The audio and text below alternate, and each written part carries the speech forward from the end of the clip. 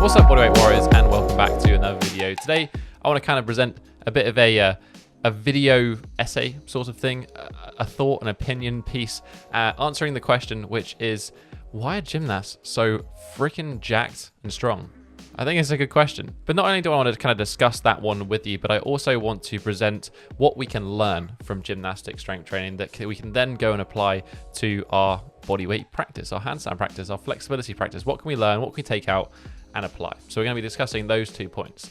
Now, this was actually inspired from a conversation I had with Emmett, and that one relates to point number 4 in this video, so I'll put a time. But after I started thinking about that, I thought it was kind of useful to take a look at this as a broad overview. Now, I actually realized researching this video that a lot of calisthenics channels kind of did this at a time when Omar Isuf released a video talking about why gymnasts are so jacked. I think Tao Physique did one, Tyson did a video reacting to that video, and I enjoyed their videos. I thought they're both very useful. I'll link to them down below, but I just wanted to add my 2 cents and my opinion on things as well. But this isn't just about me.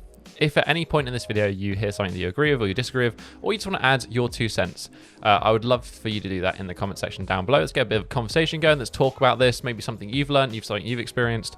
Share your story as well. This is my 2 cents based on like interacting with gymnasts, observing from afar, but not actually having any direct coaching experience as a gymnast. I trained for a couple of years in a gymnastics gym when I was at uni at Loughborough, but this is just more observational. So obviously, I'm not an expert here. This is just me trying to observe and share the conclusions that I've made. I'm fully prepared that I might be wrong in some instances. If I am, let me know, correct me. So I've got some notes here that I've kind of written down, sort of thinking about this topic in general, some points that make gymnasts strong, and then some takeaways from it. There's 4 points in total. We're going to be going through all of those. Here's some timestamps now if you want to skip to a point that's more relevant to you, but kind of the argument, the thing that I want to present is kind of a combination of all of them. So first off, and I think this is something that maybe is just a little bit overlooked in general, but if we're looking at elite level gymnasts, most of them have an absolutely incredible work capacity, like unbelievable. And that's simply because they're an elite level athlete. They've probably been doing this since they were 5 years old. You end up going to the Olympics, say at 20, that's like 15 years of conditioning. Gymnastics is one of the few sports that strength and conditioning is a fundamental part throughout somebody's development of it. Somebody who plays tennis or something, maybe they start doing some strength and conditioning when they start getting to a higher level. But if you do gymnastics, you do strength and conditioning from day one. That work capacity gives gymnasts an unbelievably wide base of training to build upon. I've talked about this in countless videos, and it's something that I've only learned as I've got into my training, but I've certainly underestimated the need for a good level of base conditioning. Basically, your bread and butter of bodyweight training, dips, chins, handstand push-ups, rows, all of that sort of stuff. That is just a staple of gymnastics training, right? But it's not just a staple. These guys can rep these movements. Like they're going to do 30 chins, like 10 to 15 handstand push-ups. If you look up just some gymnastics training online, people like Jake Dalton, he makes some YouTube videos, and you see him like just do a circuit in some of his videos, and he'll just do like casually in the circuit 15 handstand push-ups, and I'm like, that is a superhuman level of strength just by itself. So not all of us have 15 years to get really jacked in this topic, although I would say a lot of us do. Fitness is something that you continually invest in throughout your life. You don't just do it once and make gains. But that being said, here's some points that I thought we could take away from this fact that they have fantastic conditioning. Obviously, do the basics. The basics work really well. Get very proficient in the basics. Have a good number of dips, chins, handstand push-ups or pike push-ups, rows. That should be super, super easy. And I wouldn't just do this once. I wouldn't consider this a beginner thing. I would consider this something that I would come back to each year. Maybe I would spend a phase or 2 of my training in the year where I would focus it on general physical preparedness. It would be like off-season training for gymnasts. So I would spend some time where I would do high rep, hypertrophy work. I'd look at building a little bit of muscle mass, something we're going to get to later, by the way.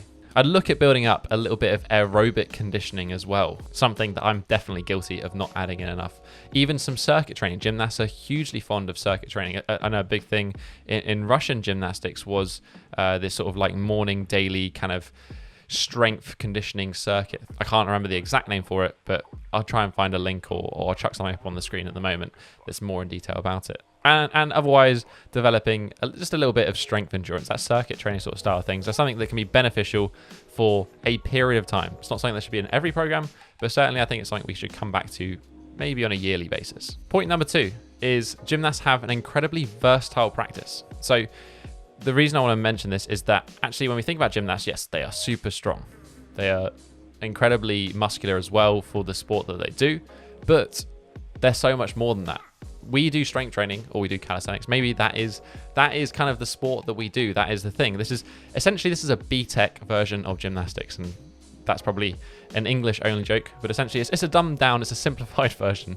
So say we're doing like our standard 5x5 or 3x8 or just some like standard normal strength training reps. Usually we're going to be moving things relatively slow.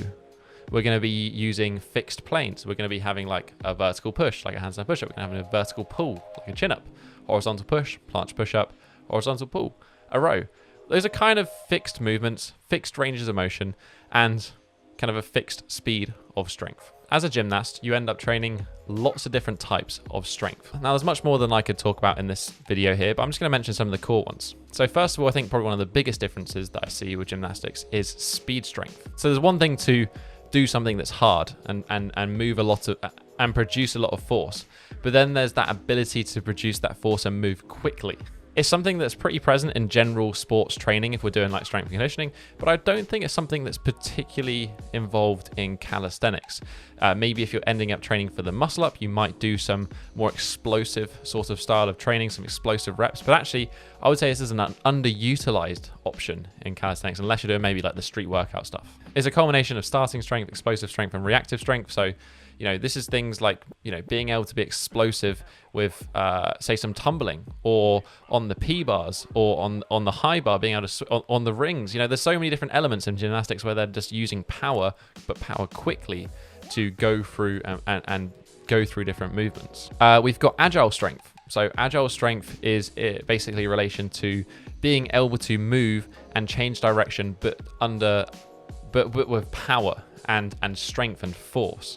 A fantastic example of this might be something like the pommel horse, in which you're constantly you're doing a circle, right? You're constantly changing direction and you're controlling that direction with an incredible amount of strength. Or really, to be honest, any of the gymnastic elements like the P-bars, the rings also have this. Next, we have isometric strength, and isometric strength I think is pretty well covered in our normal training. Like most people train isometric positions if you're after planche, front lever, any of that sort of stuff. But obviously this is a big thing in gymnastics in general. As I said, we do this one. I'm not going to touch on it too much, but it's definitely worth keeping. I think it's one of those special things about calisthenics is that focus on isometric positions that there isn't really in any other sort of strength sport. And then finally, we have strength endurance. Probably something that most people don't train enough. There's usually the thought that we work towards harder and harder movements, progressively harder movements, but we don't necessarily train things under fatigue, or we don't necessarily have that strength endurance to perform high-level moves back to back to back. And that's what would happen in something like a rings routine, for example.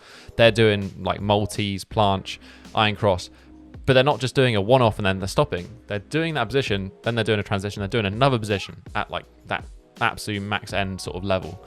And there's that ability to maintain that strength that's hugely important. And again, something we don't necessarily train. Final section of the strength stuff is, I'm going to name it end range strength, but it's not really the word for it. It's just like strength in extreme positions, things like back lever, things like iron cross. In gymnastics, you end up training strength in disadvantaged positions.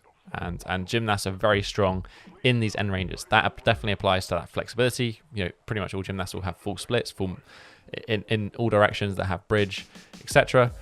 Definitely having strength for a full range of motion is massively important for gymnasts, and definitely we can take away from that and think about using a full range of motion when we're training our strength training, and also developing range of motion where we need to, whatever range of motion that is, but understanding that development of range of motion is a fundamental part of the practice as well. Okay, so how can we learn from these 4 different types of strength? Well, number 1, speed strength. Quite easy. Start adding in some explosive work into your training. This could be quite simple. Take a straight sports science approach. Let's start doing some medicine ball throws. I've seen that used a lot in gymnastics when I was training at Loughborough.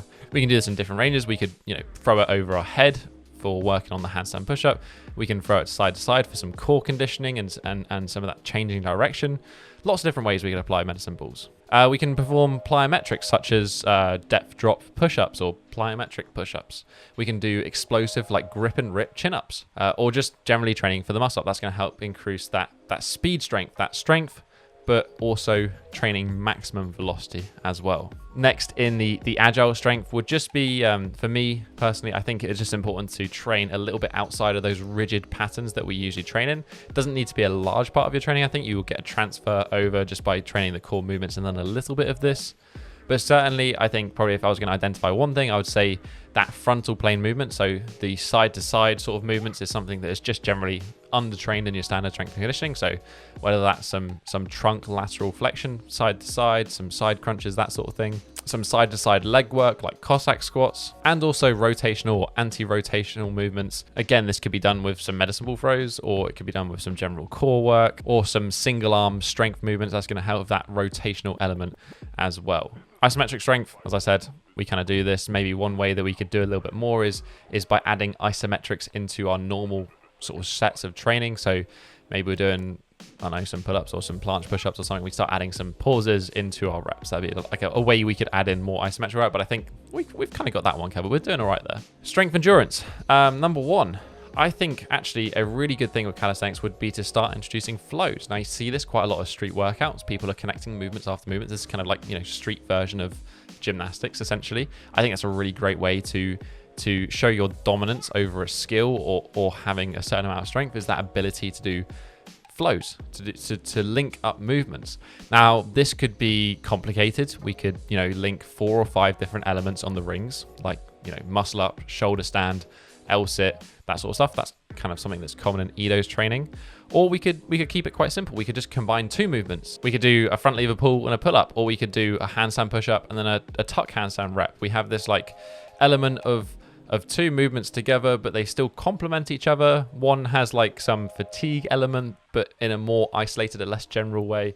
Like there's so many different ways you can combine this, but I think this would be kind of a cool thing to start adding in your training to build up that strength, endurance, that capacity sort of element as well, once you have some proficiency in a movement. And then lastly would be performing movements under fatigue. So we always talk about using skills sort of movements as our first thing. Well, how about maybe we do our skill strength at the end of the session and we do our strength stuff first and we get used to doing the skills under fatigue. This is something that I trained explicitly of handstands. I would specifically do pre-fatigue work of the traps, and then I would try to do my high level movements, massively improve my ability to display my top level strength when I was more tired in handstands. I think it's a useful thing to train, but again, something we don't necessarily apply to bodyweight training. So I think that one kind of covers the strength aspect.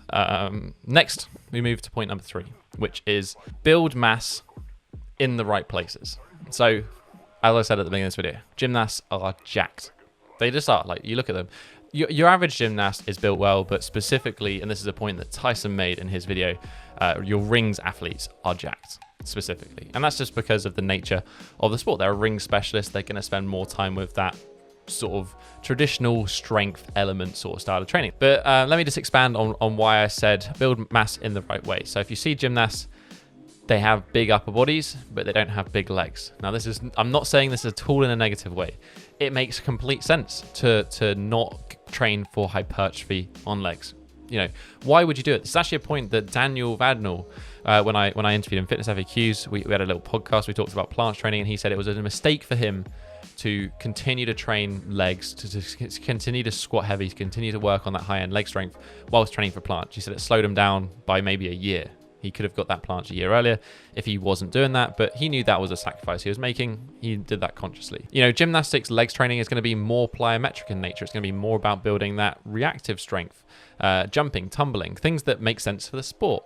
But don't get me wrong, gymnasts are going to be strong with their, especially with their lower body. I've seen gymnasts pull quite considerable amount of weight with deadlifts without ever really training it. Going on from this, gymnasts usually have massive biceps, or certainly the rings gymnasts have massive biceps. Now, this isn't that they do loads of bicep curls. They probably do a fair amount of bicep work, things like rope climbs and other stuff. But actually, a lot of this comes from straight arm strength. So, building big biceps actually is very functional. If, for example, we want to get the planche, or we're working on back lever or some other bits and pieces, actually having bigger biceps from straight arm conditioning is going to mean that we're going to be stronger, but also there's probably going to be less of a likelihood of injury. We're going to solidify a lot of the tissues surrounding that elbow, a place that people commonly get injuries, and we're going to condition it and then build it up and get stronger. So big biceps, big but functional biceps. Gymnasts, though, they aren't just big. Obviously, we've talked about this. They're very strong as well. I don't think they really train for muscle mass. I think muscle mass comes as a byproduct of, one, training for a long period of time. If you spent 15 years training, even if you train for strength, like in that low rep range, you're going to build muscle mass anyway. But certainly they don't go out of their way to develop muscle mass in a non-functional way to their sport. They're not just trying to get jacked. They're trying to get strong, and getting jacked is a byproduct of it. So don't be afraid to build on muscle. Don't try to be lighter. I think that's kind of a common thing, especially if you're bigger in calisthenics, you want to be lighter. You want to be bigger in the right places. And alongside of this, most gymnasts you look at, they're very lean as well. And that's kind of where this comes in. They built muscle, but they're still kind of on the light side. They're lean. They haven't got too much muscle mass in the legs, which also is going to weigh you down a bit. But especially being lean, that's going to make them look bigger as well. You look bigger, you look more defined, you look more vascular, etc. If we're going for an aesthetic point of view when you're leaner. So getting lean is great, but also being lean helps that strength to weight ratio, which is so massively important in any relative strength sport, but specifically bodyweight training, where your body is the resistance. The lighter you are, but the stronger you are, the better you're going to be all round in movements. So what can we learn from the building mass thing? Develop mass, but develop it in a way that's going to be focused on relative strength or functional hypertrophy. Not just going out and doing bicep curls and tricep extensions and that bodybuilding rep range, like building it in a way that's related to the strength that we wanted to get. Another thing we can learn is don't train legs for hypertrophy if muscle, like upper body skills, is our focus. There's nothing wrong with that. Don't let somebody tell you and shame you for not having big legs. Like, at the end of the day, it's not going to help your aim and goals. If you want to do planche, front lever, all of these sort of things, having lighter legs is going to be a massive advantage. Don't feel pressured into training legs for hypertrophy anyway. I think you should train legs. We want to be strong in the lower body, things like squat, deadlift, but we can do that in a way that we're not necessarily going to add the maximum amount of muscle size at the same time. And then finally, stay lean. I mean, that obviously ultimately that's going to come down to diet, but being lean is going to help us massively with that relative strength stuff. Right, the fourth and final point, I know I've rambled a lot up until here, but this was actually the reason that inspired for this video originally, and that is understanding progression and scaling of movements to get stronger in them. Now, when I say this, I'm talking about more than just progressions. So a lot of the progressions that we use in bodyweight training are, to be fair, some of them are stuff that's used in gymnastics, but actually a lot of them are from like Coach Summers' gymnastics bodies. He had like all of these progressions that you had to work for, and you had to go one to the next, to the next, to the next, to the next, and that kind of has just end up perpetrating its way into bodyweight training culture in general.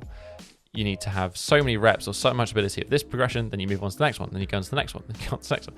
And I would say this is Coach Summers' way of interpreting gymnastics in a way that suits the general population, but it's not actually the way that gymnasts train. One thing that gymnasts do that we don't do in bodyweight training is they love to spot themselves. This is just an observation from me training at like gymnastics places, but spotting is massive.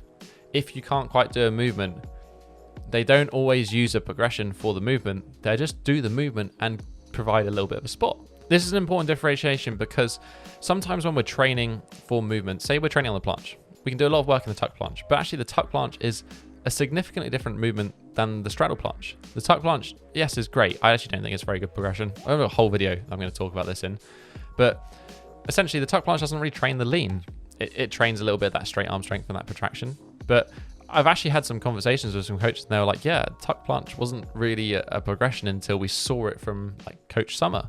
Like people would just get strong and then they do straddle planche, but they do it spotted or they do it using some weighted assistance. Now, I'm not saying that this happens all the time. I'm sure normal progressions are used a lot.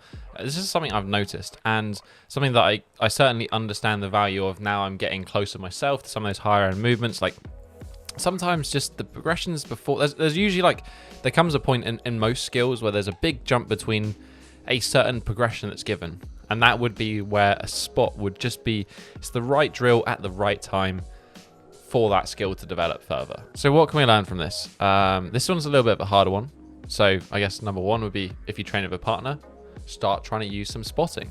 Now, spotting is a skill in itself, but just being able to give somebody the assistance that they need at the right point in time in the right position, massively helpful continuously of training, especially for skill stuff, especially for those high level movements. If we can't train with something, we can't do that. I guess the next best thing really is probably resistance bands or like a pulley system. If we can manage to do that. I think that the basic example would be like most gyms have a weighted assisted pull-up machine. Like most gymnastics gyms also have the equivalent of this, but they might have it with like a strap you can put around your waist, and you can do work on the rings with just a little bit of weight taken off you.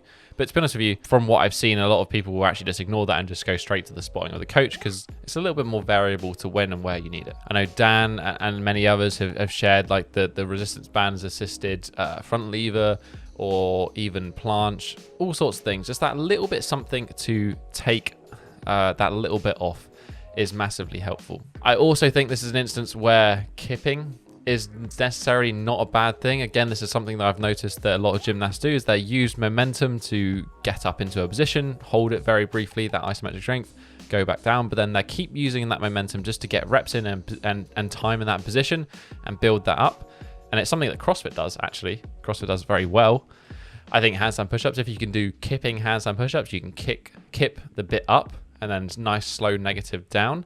We can actually, bridge that gap between no handstand push-up and a handstand push-up quite well with that sort of progression.